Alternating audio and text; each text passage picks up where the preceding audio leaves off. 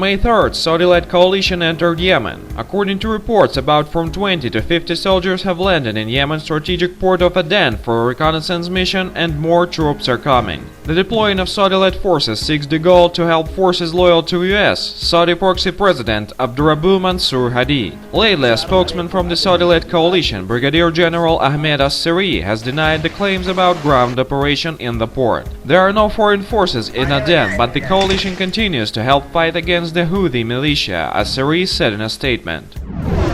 Notwithstanding the denials over any ground operation in Yemen, Saudi Arabia has started training hundreds of Yemeni tribesmen to fight the Houthis on the ground. The training received by the Yemeni tribesmen in Saudi Arabia allegedly includes light weapons and tactical advice knowledge. According to the Reuters source, the kingdom plans to boost deployment of such units to fight the Houthis' resistance. Another source reports some 300 fighters have already managed to return to Yemen after getting Saudi training. They were originally sent to the Sirwa district in the central Marib province to battle Houthis in the area. The fighting is ongoing in a number of major fronts. In Aden, the Houthis are engaging tribesmen who are supported by Saudi-led air forces. In Yemen's third largest city, Taiz, Houthis are fighting the Sunni Islamist fighters. The Houthis and their allies have been also fighting both Islamists and local tribesmen in Marib and in Sawa provinces. They are formerly valid part of the forces in Yemen, which Saudi Arabia is training and arming with US intelligence and logistics supports, are radical Islamists. Probably the only forces that are gaining as a consequence of this conflict indeed are Islamic State and Al-Qaeda.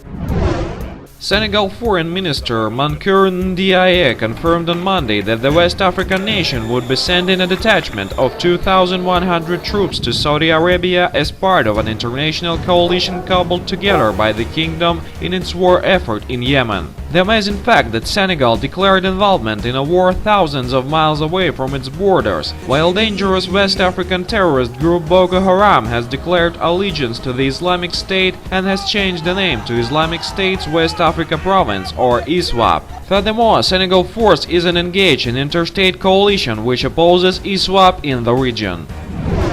Human Rights Watch says it has credible evidence that the Saudi coalition has used cluster munitions supplied by the United States in its airstrikes against targets, include those close to cities and villages. In recent weeks, the US-backed coalition has used cluster bombs in Yemen's northern Saada Governorate, a region bordering Saudi Arabia which is historically controlled by the Houthis. Cluster munitions pose long-term dangers and are prohibited by a 2008 treaty adopted by 116 countries. The World Health Organization said recently that at least 944 Yemenis have been killed and nearly 3,500 injured since the start of airstrikes campaign in Yemen. Now we perceive the reason of these numbers.